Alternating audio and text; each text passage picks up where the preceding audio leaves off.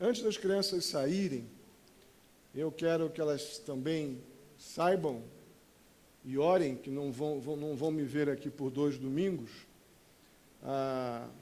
Graças a Deus, o Senhor aprovou, deu tudo certo por parte da missão lá nos Estados Unidos. Eu estou indo à África no próximo domingo. Estou indo no próximo domingo e retorno no dia 2 de novembro. Estaremos então lá, quando eu digo estaremos, porque eu conto com as orações dos irmãos, vocês estarão junto comigo ali em oração, porque é indispensável isso para que eu possa fazer aquilo que o Senhor tem proposto a mim fazer ali. Eu creio que os irmãos estarão orando pelo trabalho ali, junto com o chefe da missão, que é o meu tio, pastor Eliel Milan. Estaremos ali então na Guiné-Bissau, treinando pastores locais da própria Guiné, das igrejas que lá já existem, para que eles possam formar professores de escola bíblica. Não há ensino bíblico sequenciado, ordenado. As denominações ali, existem muitas, mas eles têm uma preocupação cultural com ter o culto, mas não tem conteúdo bíblico. E por isso a influência da feitiçaria, do esoterismo, a pressão dos muçulmanos naquela região é muito violenta. E eles, por falta de consistência bíblica, acabam indo em direções muito complicadas. O trabalho dessa missão, Única Esperança, Only Hope, é levar material bíblico didático para aquele povo, na língua deles e também no português, que é o crioulo, a língua que eles falam lá nativa, na Guiné-Bissau, e em português, que é o português de Portugal, que é o idioma oficial deles, porém com uma influência francesa muito grande, então uma mistura de dialetos enorme lá em Guiné. Mas então o nosso trabalho é ir até lá, já vão existir, já tem 40 pastores para estarmos ensinando um panorama bíblico de Gênesis a Apocalipse, ou melhor, de Gênesis até a história da redenção em Jesus, com 17 lições. E vamos ensinar toda uma didática, tudo que eles precisam para, como professores mestres, ensinarem professores. O alvo da missão é que em 3 anos 50.000 professores estejam em condições de dar aula ali na Guiné. A gente pensa, pastor, não é muito não? Não, porque tem 300.000 crianças só na capital da Guiné para serem evangelizadas. Então é uma coisa de proporções que a gente ouve assim e fica, não, peraí, tem conta errada. Não, não tem não. Isso é uma estatística muito séria que a missão faz já há muitos anos. E o desafio grande nosso nessa ida lá é que o trabalho dê certo, que os pastores consigam pegar a mecânica, a didática e o material que nós vamos levar para eles, as histórias bíblicas, e que eles frutifiquem conseguindo formar professores e que esses professores consigam organizar uma escola bíblica em suas igrejas, com conteúdo bíblico. Isso parece muita coisa, mas não é para a realidade da Guiné. Você junta aqui, a gente vai fazer uma IBF, a gente trabalha 1 mês chamando crianças e vamos ter aqui, durante 3, 4 dias, 50 crianças, 60 crianças, aqui na comunidade. Você faz a mesma coisa na Guiné, você em 3 dias tem 2.000 crianças. Então a situação lá, assim, é populacional, é impressionante, e a sede pelo Evangelho é uma coisa que nós não estamos acostumados a lidar. Eu vou estar vendo isso pela primeira vez. Eu tenho tido tudo isso de informações e filmes que eu tenho sido alimentado com informações para estar lá. Então eu peço aos irmãos que orem por nós lá, o trabalho precisa dar certo, só vai haver um janeiro e fevereiro de uma volta lá e 3 anos de trabalho, se agora o que for plantado cair em terra boa. Então, peço que os irmãos orem. Orem porque para mim também vai ser uma coisa absolutamente nova. Eu não lembro de ficar tanto tempo nem fora de casa e nem longe da igreja, dessa forma, né? Longe literalmente. Estou indo no domingo, né, de manhã, vou para o Rio, chego no Rio 1h da tarde, vou embarcar de novo às 7 horas para Madrid, quase 11 horas de viagem. De Madrid vou para Lisboa. Em Lisboa vou ficar uma hora e meia, um dia e meio lá, que é uma das sedes da missão lá. Vou ficar um dia e meio em Lisboa. Depois vamos para Marrocos, e de Marrocos o avião vai dar uma passadinha em Cabo Verde e vamos chegar na Guiné-Bissau. Vai ser um negócio interessante. Mas essa parte é a mais fácil. O desafio é realmente estar lá e que Deus impeça de fato Satanás de se opor ao ensino da palavra de Deus naquele país. Amém? Eu queria que um irmão ficasse de pé e orasse por mim, pelo pastor Eliel e por essa viagem. Por favor, um dos irmãos que desejar ficar em pé e orar por isso, eu agradeço.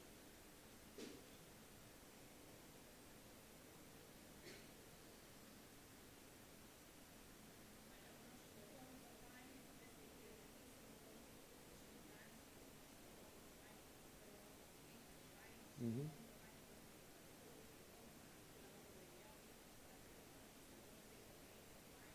Amém.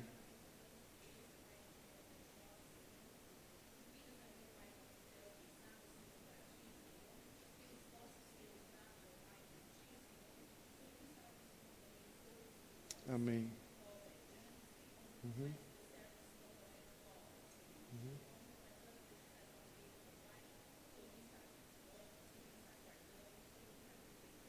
Uhum. Amém. Uhum. Amém, Jesus. Amém. Amém. Crianças, vamos lá? 3-9. Professores.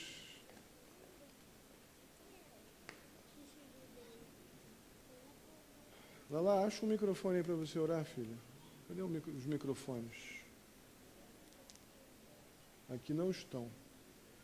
Vamos orar, queridos, pelo culto infantil? Deus, eu te agradeço, Pai, por mais essa oportunidade de estarmos aqui no culto, Senhor.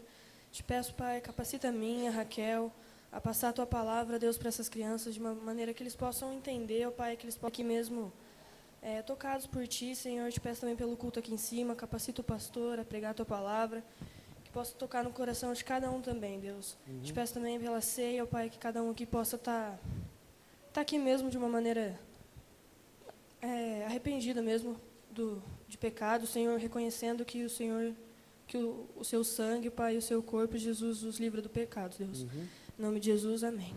Amém. Deus abençoe, crianças. Vai, amorzinho, com a tia.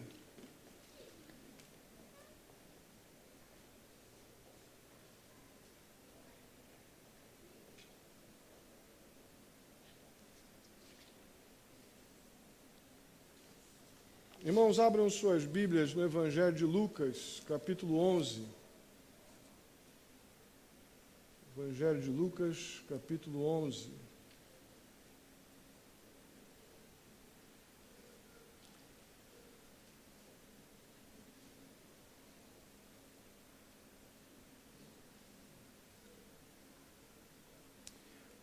Deixa eu compartilhar com vocês Está com um pouco de eco aqui. Acho que é no retorno só. Compartilhar com vocês um pouco de uma situação que talvez você já tenha passado.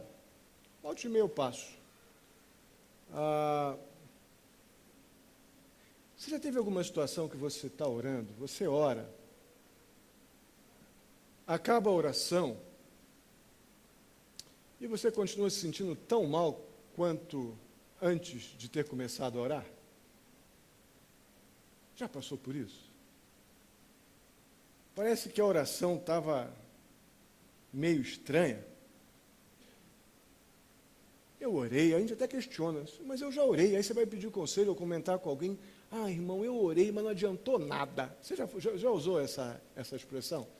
Compartilhando uma preocupação com outra pessoa. Eu já orei, mas não adiantou nada. Isso é um negócio tão estranho biblicamente, porque se eu orei uma pessoa crente, orei em nome de Jesus, falei com Deus. Depois disso, eu compartilhar que orei não adiantou nada. É meio estranho. Mas nós já devemos ter passado por isso. Eu já passei, você já passou? Pois é. Eu, diversas vezes, já em situação de poder estar ajudando alguma pessoa num tempo de aconselhamento, enfim. É comum, absolutamente normal, algumas pessoas em crise, em dificuldades, me perguntarem: pastor, eu estou orando errado? Porque eu estou orando e não está acontecendo nada. É possível, sim. Mas o que não é possível é que Deus não saiba o que eu estou fazendo, até quando eu oro errado. O que não é possível é o que o nosso Deus, absolutamente onisciente, onipotente e onipresente, esteja indiferente àquilo que eu acabei de fazer em nome de Jesus. Mas a gente não pensa porque nesses detalhes, quando a gente está um pouco no sufoco, porque eu quero resultado, eu quero que a dor acabe. E se tivesse uma oração efervescente na farmácia, porque faz efeito mais rápido, eu comprava. E tomava de 2 logo.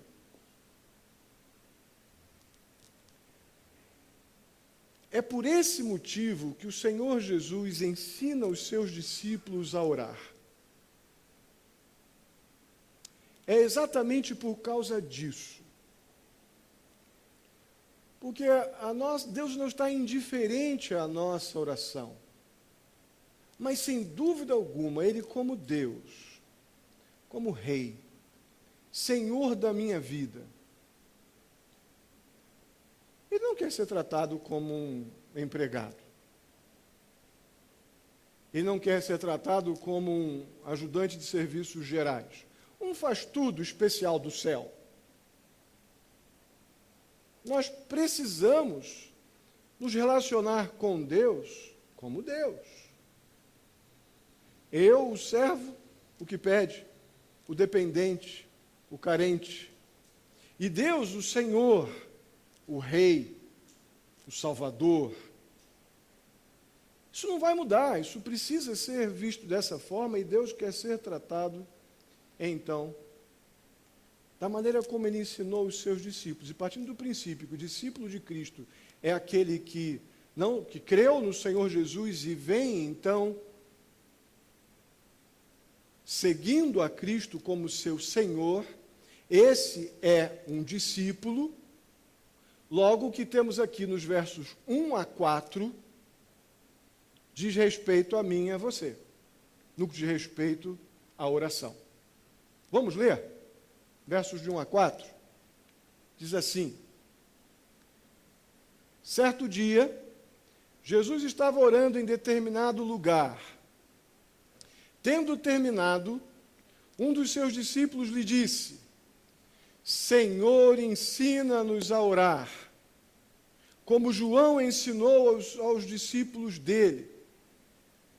E ele lhes disse: quando vocês orarem, digam: Pai, santificado seja o teu nome, venha o teu reino, dá-nos cada dia o nosso pão cotidiano, ou como conhecemos, o pão nosso de cada dia. Perdoa-nos os nossos pecados, pois também perdoamos a todos os que nos devem, e não nos deixes cair em tentação. Amém? Vamos orar? Já orei, né? Não precisava orar de novo, não. Está orado. Nós vamos orar assim mesmo. Senhor, muito obrigado. Muito obrigado pela maneira carinhosa e paciente como o Senhor nos ensina, como teus discípulos, a nos relacionarmos contigo. Obrigado por esse carinho, por essa graça, por esse favor tão grande de podermos ir na tua direção da maneira que o Senhor aprova. Para que de fato a oração não seja um falatório vazio, mas que a oração seja um profundo tempo e gostoso de declaração, de dependência, de confiança, de reconhecimento da tua grandeza e santidade. Isso, ó Deus, é que há de mudar a nossa história. Ajuda-nos a entender isto nesta noite, eu te peço. Em nome de Jesus. Amém. Certa vez uma criança, lá nos dias da Segunda Guerra Mundial, ela foi refugiada para o Canadá, família crente. E no Canadá, ela então tinha o hábito de orar, que a sua família agora dispersa pela guerra, a ensinou durante a sua infância, e ela orava insistentemente: Senhor, cuida do meu pai na guerra para que ele não seja morto nos combates. Senhor, cuida da minha mãe que está indo agora para a Inglaterra, que não caia uma bomba, que o avião não seja atingido por uma bomba e ela acabe morrendo. Senhor, cuida do meu tio John, que está sendo deslocado, uma mudança de país, está indo para o Egito, e está embarcando num avião que não se tem muita confiança. A história dele lá é difícil, meu tio pode morrer. Senhor, cuida do meu tio John. Senhor, cuida da minha avó. A minha avó está lá na França agora. E a situação de guerra lá está muito difícil. Cuida para que a minha avó e meu avô não morram também por um tiro de uma bala alemã. Senhor, cuida de mim aqui também, que eu estou sozinha, estou sem meus parentes, estou só na casa de amigos aqui. Cuida de mim também. Ela parou, pensou, continuou orando, mas teve um momento de reflexão e disse: ó, Senhor, cuida do Senhor também. Olha, porque se qualquer coisa te acontecer, nós estamos perdidos. Nós temos uma tendência enorme de orar pedindo a Deus, pedindo, e a Bíblia nos ordena pedir, como também dar graças. Mas a Bíblia também nos ensina a orar adorando. Na verdade, a primeira parte da oração que o Senhor Jesus ensina aos seus discípulos é a adoração. Mas nós temos um problemão nisso, que nós adoramos os nossos pedidos, mas não adoramos como devíamos aquele único que pode atender a nossa súplica. Aí depois não sabemos bem o porquê que acaba a oração e tu faz assim: ué, aconteceu nada. A minha oração parece que está fraca. Vou pedir para alguém orar para mim. Não deu certo orar. Será que minha oração está errada? Essa é uma boa pergunta, mas que precisa de uma boa resposta.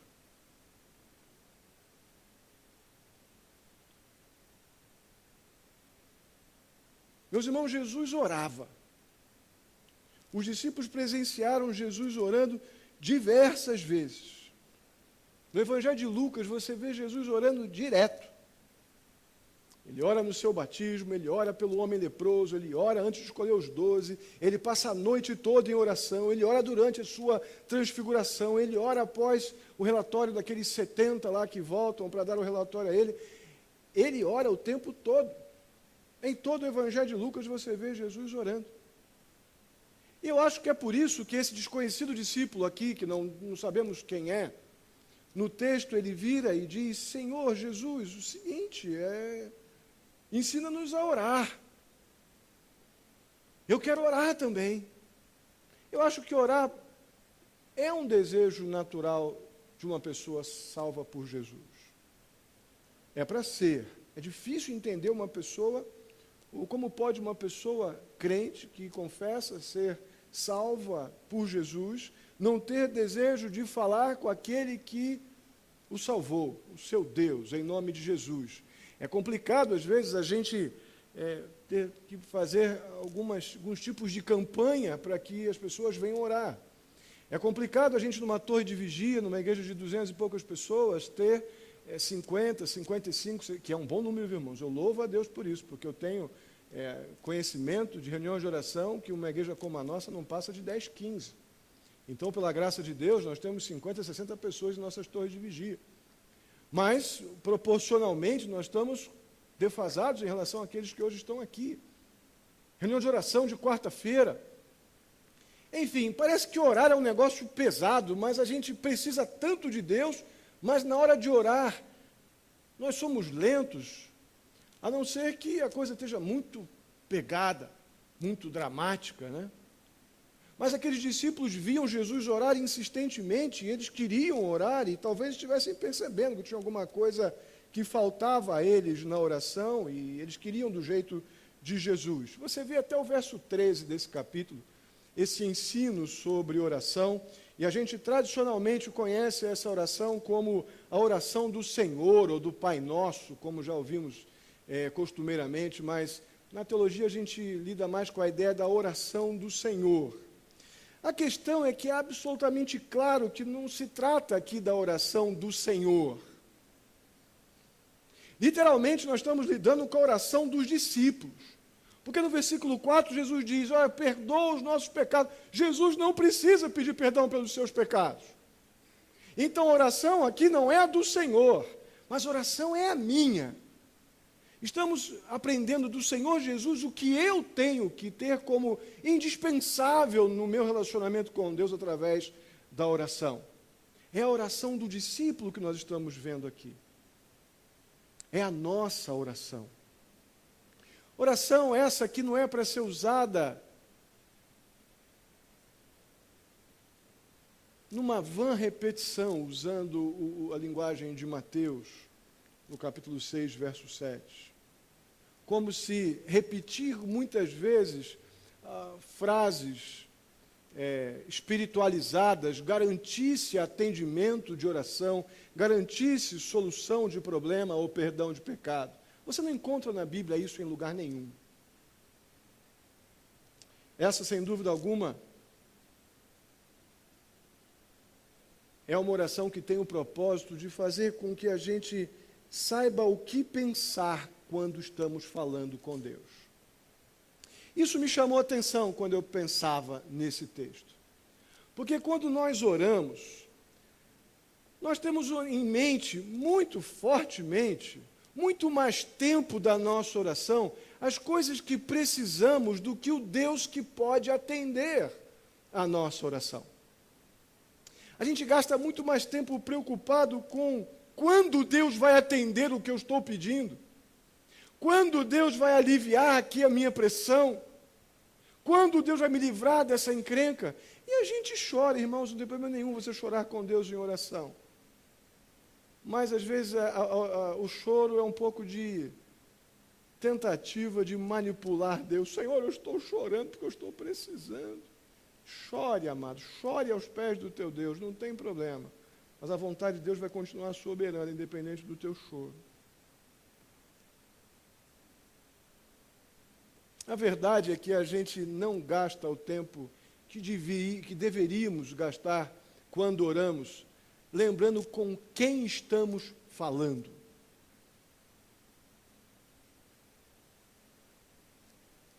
Primeira coisa, então, que a gente deve pensar quando estamos falando ou orando a Deus, na prática, é que eu estou falando com aquele a quem eu devo louvar, honrar. Eu estou falando com aquele que eu devo adorar, aquele que eu devo prestar culto. É com esse que eu estou falando. É a primeira dica que a gente tem aqui do ensino de Jesus para os discípulos nesses primeiros 4. Logo de cara, o Senhor Jesus diz para os discípulos, Pai, eu quero que vocês, meus discípulos, me tratem assim. Pai. A ideia aqui é nosso Pai. Em Mateus vemos nosso Pai que está nos céus. Vou falar algo que é extremamente óbvio. Deus é pai, ele não é mãe. Pastor, e daí? Vou te dizer.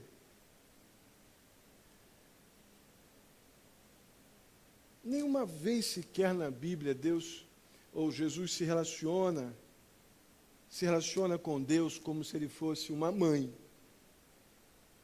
Deus trata Jesus como pai, o tempo todo como pai. Isso diz respeito ao fato de que o Senhor Jesus quer chamar a nossa atenção para esse relacionamento. Isso tem que nos impactar, irmãos. O fato de Jesus se relacionar com Deus como pai é um problema quando isso não nos impacta mais. Quando tratar Jesus como pai é uma coisa banal. Mas o próprio Jesus trata o Senhor, Deus, como pai o tempo todo. Pai aqui, principalmente no contexto dos dias de Jesus, e não muda hoje, deve ser assim hoje também, mas naqueles dias, tratar Deus como pai, Jesus tratando o tempo todo nos evangelhos, testemunhando ali em suas orações, tratando Deus como pai, está diretamente ligada à intimidade, a relacionamento, a uma convivência profunda, um relacionamento pessoal muito grande, proximidade. Partindo do princípio que nem todos podem chamar Deus de pai, e você deve saber o porquê, vou te refrescar a memória. Porque nem todo mundo é filho de Deus. Nós sabemos que somente aqueles que nasceram de novo, que reconheceram Jesus como Senhor de suas vidas, podem chamar Deus de Pai.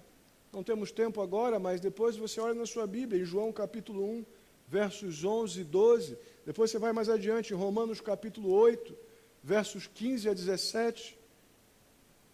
Em particular, em João capítulo 1, vemos ali que aqueles que recebem a Jesus como seu Senhor e Salvador são chamados, então, filhos de Deus.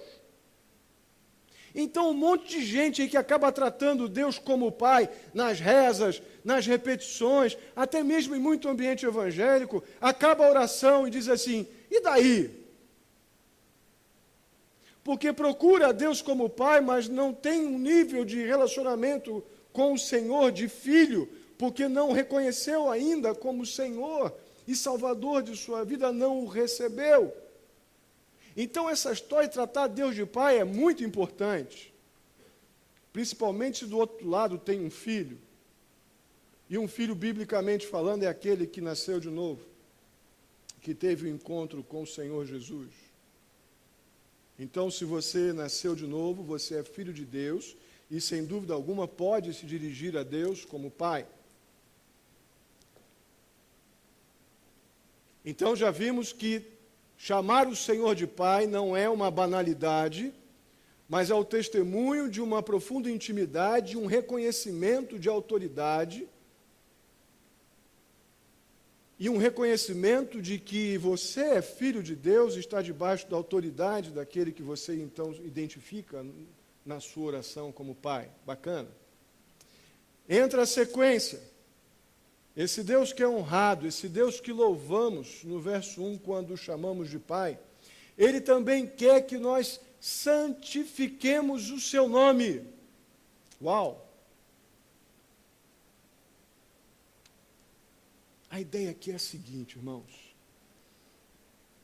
Transliterando ou criando uma versão popular para esse momento aqui, seria mais ou menos assim. Pai, Deus, quando você ora, eu quero que o Senhor seja conhecido.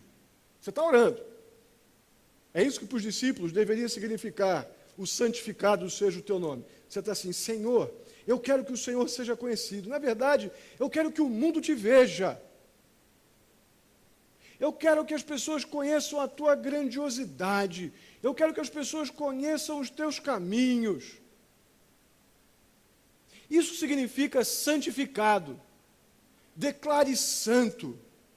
Declare que Ele é Senhor e que você deseja que Ele seja visto como Senhor, Senhor do universo, Senhor da salvação, Senhor da tua vida.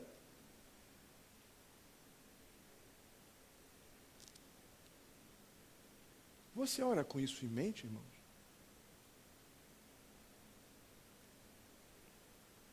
Quando você ora, isso passa pela tua cabeça? Porque é a oração que o Senhor Jesus está ensinando para os seus discípulos.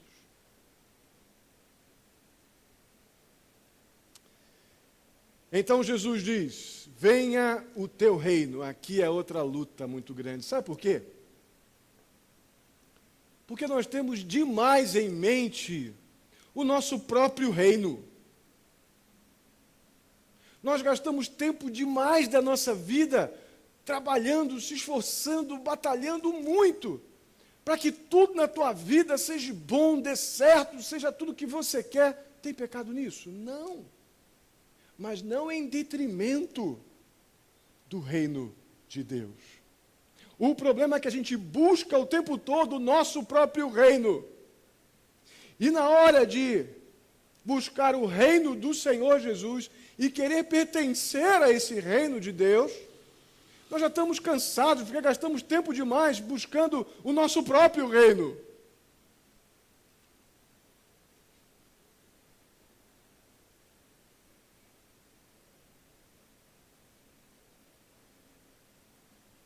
Esse reino do Senhor Jesus é algo especialíssimo, ele já é pleno. O reino do Senhor Jesus já é uma realidade nos céus. Ele é uma realidade num processo ou em parte na nossa vivência neste mundo, até que Cristo venha. Nós já pertencemos ao reino do Senhor, devemos trabalhar por ele, mas ele se completará na vinda do Senhor Jesus. Esse reino ele já faz parte da vida dos salvos. Nós já somos cidadãos dos céus, aqueles que são nascidos de novo, é claro. Mas o fato é que ele virá plena e totalmente na vinda do Senhor Jesus. A questão é, quando você ora, você busca o reino de quem? Sequer a gente lembra do reino do Senhor Jesus, o nosso Deus, quando oramos? Desejamos que o reino do Senhor chegue, ou eu desejo mais? Repito, não é pecado, pelo contrário, você pega os versículos 9, 10, 11, 12 e 13 desse mesmo capítulo, você vê ali uma chamada maravilhosa para que nós peçamos, estejamos pedindo as coisas a Deus. O Senhor, na sua soberania e perfeição, há de vir ao nosso encontro com a sua graça, com a sua vontade perfeita, boa e agradável, no seu tempo e na sua hora. O problema não é o que Deus faz, o problema é o que eu estou deixando de fazer quando estou orando. Eu sequer me lembro de que o reino de Deus é melhor do que tudo que eu posso desejar nessa vida. Eu sequer lembro disso.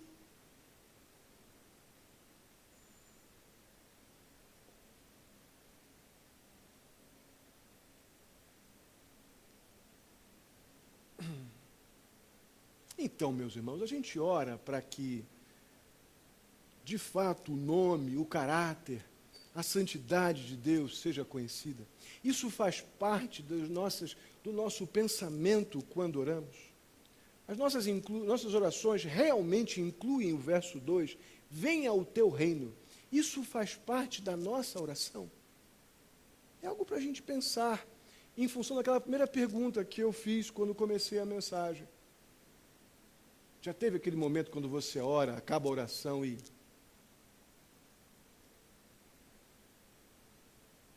Porque estão faltando elementos fundamentais, como honra àquele que é o Senhor da tua vida. E o fato, irmãos, é que quando dedicamos honra ao Senhor, desejamos o seu reino, santificamos o seu nome, o louvamos reconhecendo-o como Pai, Senhor, não para um vínculo estranho, mas, pelo contrário, para um vínculo profundo de proximidade. a paz de Deus, o consolo da presença do Senhor, a lembrança gostosa de que eu estou falando com o meu Pai que está nos céus, e Ele é o Senhor de todas as coisas. Somente isso, já há poder nestas verdades, para trazer o consolo que eu preciso, até mesmo diante da não vinda daquela resposta que eu vou colocar daqui a pouco na minha oração. Até mesmo diante de um não de Deus, esse vínculo de proximidade e de reconhecimento de que o reino de Deus é melhor do que aquilo que eu tenho hoje aqui, e declarar isso em confissão diante de Deus, em oração, essa, sem dúvida, é a oração de um discípulo, e eu não tenho a menor dúvida que graça vem da parte do Senhor para confortar a minha alma, meu coração e me renovar em esperança.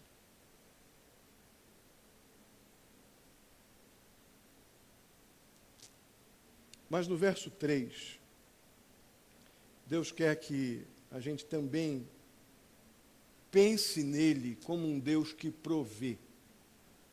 Um Deus que vem ao nosso encontro e nos provê. E diz lá, dá-nos cada dia o nosso pão cotidiano, ou o pão nosso de cada dia. Aqui está um lembrete muito bacana de que o nosso Pai que está nos céus, Ele tem absoluto prazer em prover seus filhos com aquilo que é necessário. O problema nosso para encarar esse versículo de forma correta é que aquilo que eu julgo como necessário, talvez não seja aquilo que Deus, na sua perfeição, sabe que é necessário para mim. Mas a promessa bíblica está aqui. Ele quer prover seus filhos com aquilo que o seu filho precisa. Eu acho que Deus provendo a nossa vida com aquilo que nós precisamos é muito mais do que o próprio pão.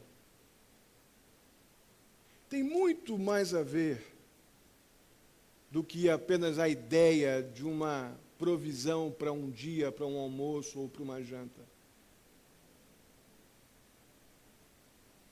Muito costumeiramente acreditamos que nossas conquistas, os nossos esforços, nossas habilidades, nós acreditamos isso para a gente. A gente até diz, Senhor, obrigado, o Senhor me deu, mas a propaganda que a gente faz da gente mesmo quando conquista as coisas não é compatível com a quantidade de tempo que você orou dando graças, ou com a tua real motivação de acreditar a Deus aquele suprimento. Nós somos muito interesseiros, irmãos, a gente até diz graças a Deus, mas a gente se envaidece facilmente. A gente se ensoberba, não sei se existe essa palavra, eu acho que não, intimamente. Ensoberbece, né? Ensoberba, ficou horroroso, né? Ensoberbece. Intimamente, orando, Senhor, graças a Deus. Lá no íntimo é graças a mim, eu sou bom pra caramba.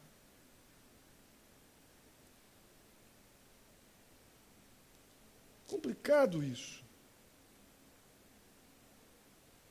Se a gente pensar direitinho, é o mais honestamente comum. É isso. Mas a questão que a gente não pode ignorar, algumas coisas básicas, e aqui eu tirei essa frase de um livro, que tem muito mais do que isso aqui, mas achei muito bacana essa ideia de Deus que provê, da seguinte forma. Deus foi quem fez o sol brilhar hoje. Amém? Beleza. Deus é o que vai fazer a chuva cair, provavelmente daqui a pouco ou amanhã. Amém? Concordamos? Beleza. É Deus quem faz a sementezinha que a gente planta lá, que o agricultor planta, crescer, brotar e crescer. Concordamos? Amém? Beleza. E o grão que vai ser colhido também está debaixo da soberania de Deus. De modo que você possa chegar no mercado, comprar aquele grão que foi lá atrás, aquela semente que foi plantada, ela germinou, foi colhida, chegou no mercado, foi industrializada, empacotada, está lá, e você comprou, e a gente não está nem aí, parece que é um negócio feito de papel que alguém picou e colocou lá dentro até para isso ter papel precisa, né? Tem que ter árvore. Quem foi que criou a árvore? Deus. É Deus em tudo, até quando eu vou no mercado e compro aqueles pacotes lá, é Deus. Se não fosse o cara ter plantado, Deus ter mandado a chuva, mandado o sol, o grão ter crescido, você não teria comida, arroz para comprar no mercado. Esse é o Deus que provê. Isso eu creio que está diretamente ligado a essa oração. Dá-nos o pão nosso cotidiano. Mas a gente quer mais, eu quero o carro, eu quero a casa, eu quero dinheiro, eu quero trabalho, eu quero poder, eu quero status, eu quero promoção. Pode querer, querido, tudo bem. Se for da vontade de Deus para você, você vai ter. A questão é que o Deus que provê é muito mais, é muito maior, Deus provê numa escala muito mais abrangente do que apenas o Deus que me dá o que eu peço. Porque o Deus que provê é aquele que também não dá o que eu peço. Porque a minha necessidade pode não ser o que eu penso. A minha necessidade pode ser não ter. Para mim é ter o que eu preciso. Mas para Deus a minha necessidade é não ter. E provisão para Deus pode ser fazer você, uma pessoa melhor para Ele mesmo, para o resto da vida. E hoje talvez eu não sirva para nada, se Ele disser sim, e me der o que eu estou pedindo. Mas amanhã, com o não de Deus, a provisão de Deus com um não agora, pode me fazer realmente enxergar aquele saco de arroz como uma provisão de Deus que começou lá quando o camarada botou a semente no chão. Essa visão larga de provisão de Deus, ela muda a nossa oração. Ela muda a nossa petição. Porque a gente vai perceber que até mesmo quando as coisas não estão exatamente acontecendo do jeito como a gente quer, Deus tem guardado você intensamente. A gente julga que Deus deixou de guardar ou prover ou me atender, porque isso e isso não está acontecendo. Mas eu continuo respirando, morando, vivendo, vestindo, indo à igreja, louvando, adorando, cantando, falando, vendo. E Deus deixou de ser bom porque não me atendeu aqui, aqui e aqui. Então, Deus que provê o pão cotidiano, Ele passa a ter agora uma dimensão gigante quando eu percebo que o café que eu pego lá no mercado, ele não nasceu no mercado. Mas alguém teve que plantar o pé do café e Deus mandou a chuva, Deus mandou o sol, Deus colocou a semente, germinou, industrializou, foi lá, e eu ainda tive o trabalho para poder ter o dinheiro para comprar. Porque Deus que proveu isso para mim também. Deus está querendo que os discípulos entendam, deixem de ser mesquinhos quando pensam em mim como Deus que provê.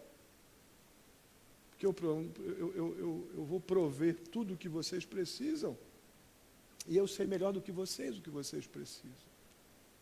E repito, isso não desqualifica o restante do capítulo 11, versos 9 ao 13, onde vemos ali, peça. Está lá, bem claro, verso 9. Peçam e lhes será dado, busquem e encontrarão, batam e a porta lhes será aberta, pois todo o que pede recebe, o que busca encontra, e aquele que bate a porta será aberta. Não vou falar disso aqui hoje não. Tem um monte de desdobramentos aqui também. Estou querendo dizer para você que não é pecado pedir, mas pode ser pecado ir a Deus relaxadamente. E pode ser frustrante você ir a Deus, terminar a sua oração, dizer amém, e olhar em volta. Ué, amém? Faltou luz no céu? Não funcionou? Não senti nenhum arrepio? Não deu? Você está vendo bons motivos para que talvez a gente se sinta sozinho depois que ora. Quando a gente esquece que estamos falando com o Pai. Em terceiro lugar, quando você ora, você precisa pensar no Deus que perdoa. Opa! O texto diz, perdoa-nos os nossos pecados. Jesus tem em mente aqui, literalmente, é a nossa nossa vida diária, nossa oração diária, habitual por perdão. Perdão de Deus por nosso pecado. Isso é importante. Irmãos, pedir perdão a Deus por pecados, biblicamente, implica no seguinte: eu reconheci ou identifiquei um pecado na minha vida. Eu confessei me arrependi desse pecado, confessei ele ao Senhor, pequei contra ti, Senhor, nesta área o nome desse pecado é isso, ou é esse. E tomei a decisão de mudança. Agora, Senhor, eu mudo de direção para que não continue pecando contra o Senhor nesta área identificada, arrependida e confessada. Sabe qual é o nome disso? Santificação. Santificação, reconhecimento do pecado, arrependimento, confissão e abandono. Mudança.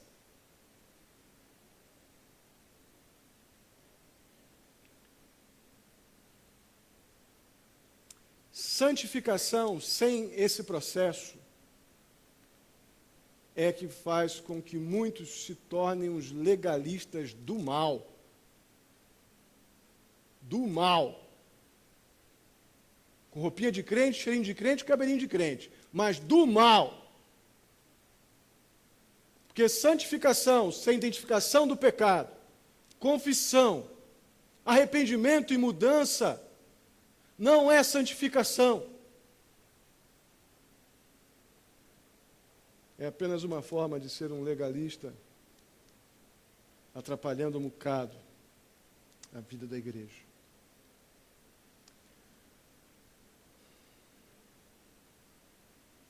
Então, pedir perdão de pecados é uma necessidade diária. 1 João 1,9 diz: se confessarmos os nossos pecados, Ele é fiel e justo para nos perdoar os pecados e nos purificar de toda injustiça. Eu creio que o desejo do Senhor Jesus, quando diz para os discípulos, peçam perdão pelos seus pecados, de fato era que eles buscassem uma vida santificada e fossem purificados pelo sangue por Ele derramado na cruz, para aqueles que de fato se arrependem. Mas o fato aqui também, nesse mesmo contexto, na segunda parte desse versículo, é que o crente de fato, o crente verdadeiro, piedoso, ele é perdoado pelo Senhor Jesus, mas ele também perdoa. Ele é capacitado pelo Senhor a perdoar aqueles que têm pecado contra eles. O texto na segunda metade diz aí: pois também perdoamos a todos os que nos devem. Que coisa impressionante.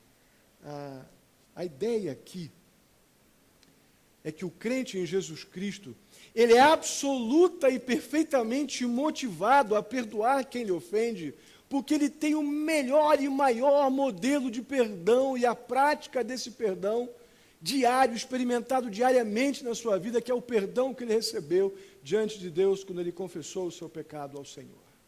Então, diante desse perdão difícil de definir, difícil de justificar, essa decisão que Deus teve de amar pecadores, eu estava lá como um pecador amado por Deus, que tem parte naquela obra da cruz. Por causa disso, então eu fui tornado, Deus me tornou capaz também de perdoar aquele que me ofendeu. A coisa aqui começa a esquentar, né, irmãos? A ideia é que o perdoado, ele é rápido para perdoar aqueles que têm débito com ele. Você é rápido para perdoar, irmão? Mas é porque a gente nem lembra o quanto nós já fomos perdoados. Não pensamos em Deus quando oramos nessa perspectiva. Eu tenho sido perdoado constantemente. Mas na hora de eu perdoar, eu sou lento. Lento por quê? Porque eu não paro para pensar em Deus quando oro. Aquele que me perdoou de forma inexplicável. A mola mestra que nos impulsiona ao perdão é o perdão recebido, irmãos. Há um texto bacana em Efésios, capítulo 4, verso 32. Vamos ler juntos? Sejam bondosos e compassivos uns para com os outros, perdoando-se mutuamente.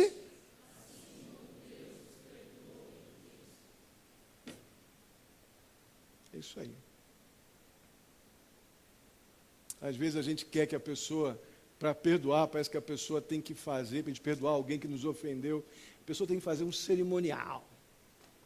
Ela tem que praticamente criar um ambiente quase perfeito, tem que chegar se arrastando no pó e na cinza, vestido de pano de saco, jogando cinza na cabeça, para poder você acreditar que ela se arrependeu. Você fez isso quando Jesus te perdoou? Mas nós exigimos para perdoar as pessoas, que as pessoas façam conosco o que nós não fizemos para com Jesus. E a ordem bíblica simplesmente é: sejam bondosos e compassivos uns para com os outros. Como? Sendo legalzinho, chamando para tomar café na tua casa. Muito bom, faça isso. Mas isso não resolve o problema de perdão. A realidade aqui é perdoando-se mutuamente do jeito que Deus nos perdoou em Jesus Cristo. Quer sentir consolo quando acaba a oração, dizer amém e sentir paz do Senhor sem que instantaneamente todos os seus problemas sejam resolvidos? Aprende a perdoar como Jesus perdoou você, que eu acho que vai ajudar a beça. Amém?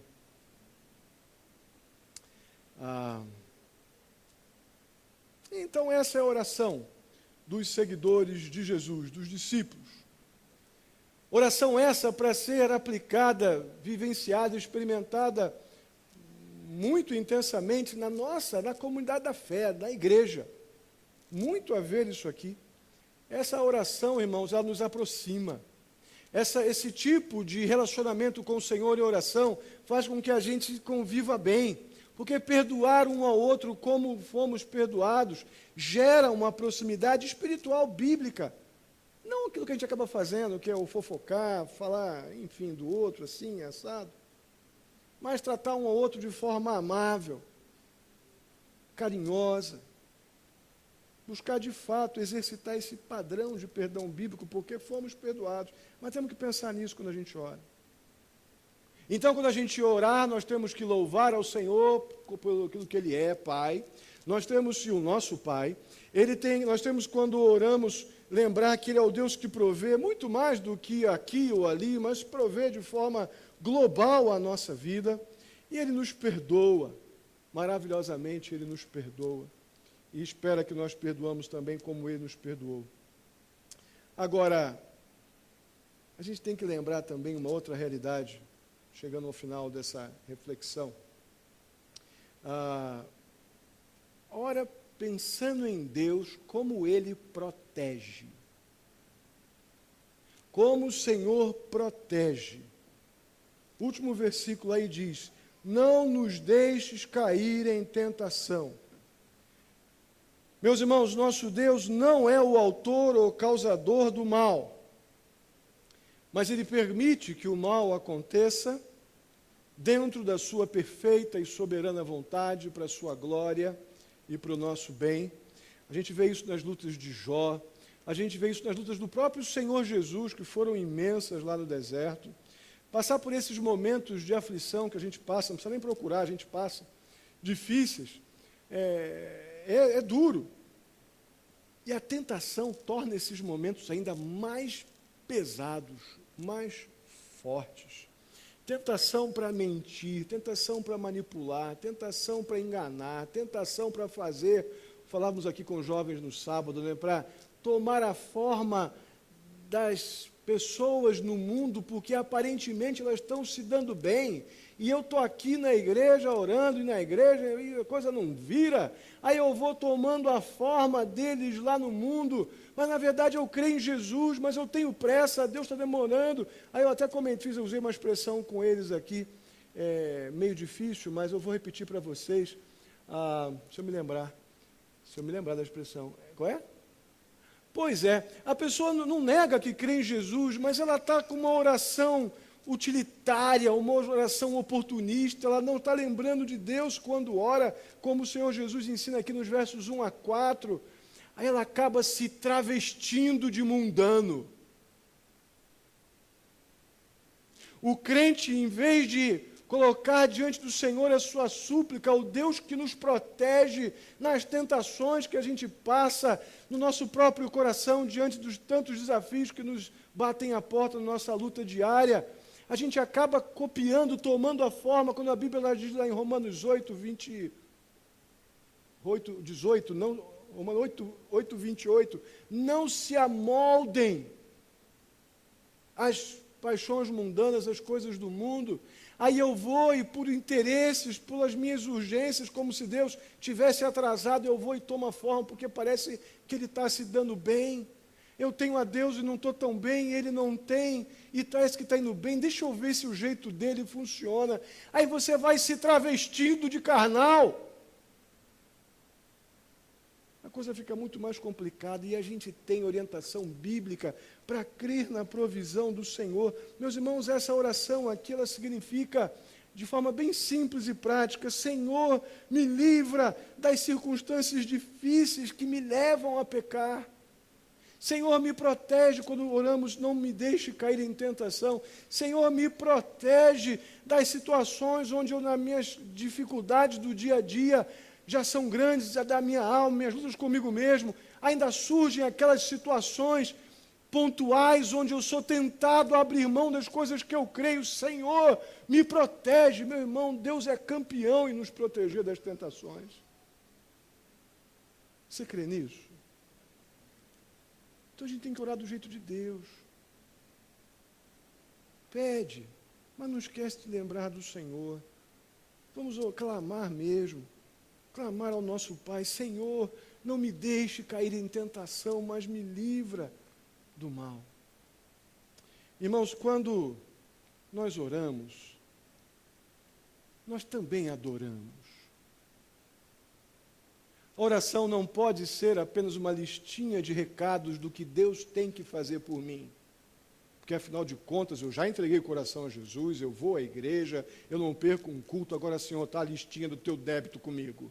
Eu já fiz tudo que tinha que fazer pelo Senhor, agora está aqui a listinha. A gente tem que parar com isso. Eu gosto de eu lembrar de oração como uma declaração de dependência.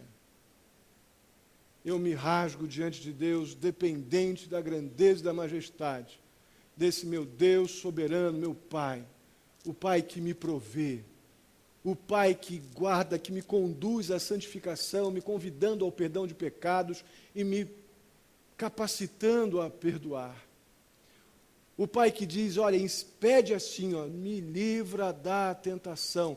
A gente gasta tempo demais pedindo pelas coisas que passam. E gastamos muito pouco pedindo pelas coisas que continuamente batem à nossa porta, como, por exemplo, a tentação para pecarmos, para não fazermos o que Deus aprova. O diabo está 24 horas no ar, irmãos. Ele está online o tempo todo. E o alvo de Satanás é jogar purpurina no pecado para que ele pareça bem bonitinho e você comece a acreditar que esse pecado não é tão ruim assim.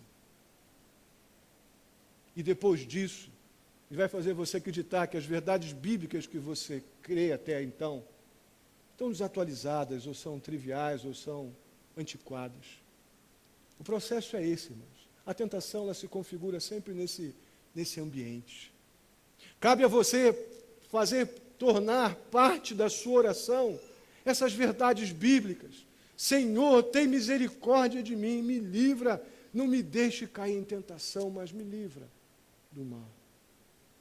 Então, orar, além de pedir, que é algo que a gente precisa pedir, e o Senhor sabe disso e nos ordena a pedir também, mas oração é adoração. Oração é uma declaração de dependência. A gente não pode adorar mais os pedidos do que o Senhor que pode soberanamente, segundo a sua vontade, suprir em Cristo Jesus cada uma das minhas necessidades. Tem que botar em ordem isso. Na verdade, irmãos, não há nenhum tipo de consolo, não há nenhum tipo de esperança para aquele que adora o que pede, no lugar de adorar o Senhor de todas as coisas. Se acaba a oração daquele jeito. Eu orei e não aconteceu nada. Mas eu duvido que se você chegar a Deus, do jeito que Ele nos ensina, dos versos 1 a 4, que ainda que você não tenha as suas súplicas atendidas como você pensou, você tem algo que vai muito além das suas súplicas, que é o aconchego gostoso do teu Pai Celestial, que você louvou que você adorou, que você percebeu o quanto Ele é provedor. Você, enquanto orava, reconhecendo, lembrando dEle, você viu o quanto Ele perdoou você e você se tornou então capaz de perdoar, e o quanto Ele está pronto para te livrar da tentação e do mal. Amém? Vamos orar? Vamos ficar de pé.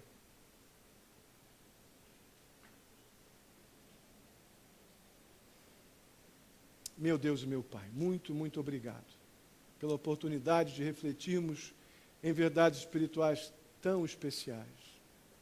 Ó Pai, que a oração não seja uma ocasião tunista, uma situação acidental na nossa vida. Pai, que sejamos homens e mulheres de oração, que andam no Espírito, para, capacitados pelo Senhor e pelo Teu poder, não satisfazerem as inclinações, as concupiscências da carne. Ajuda-nos, ó Pai, a orar como o Senhor nos ensina. Vamos pedir, sim, vamos agradecer por muito que o Senhor tem feito, mas precisamos Te adorar, ó Pai, quando oramos. Lembrando que estamos chegando diante do Senhor de todas as coisas, porque o véu foi rasgado pelo sangue de Jesus Cristo. E isso nos deu uma comunhão tão profunda que não podemos banalizar essa comunhão. Ajuda-nos, ó Pai, a encontrar todo consolo quando oramos, porque Te adoramos em primeiro lugar. Assim eu Te peço pela vida de cada um. Ajuda-nos a sermos homens e mulheres que pensam realmente em Ti quando oram. Em nome de Jesus. Amém.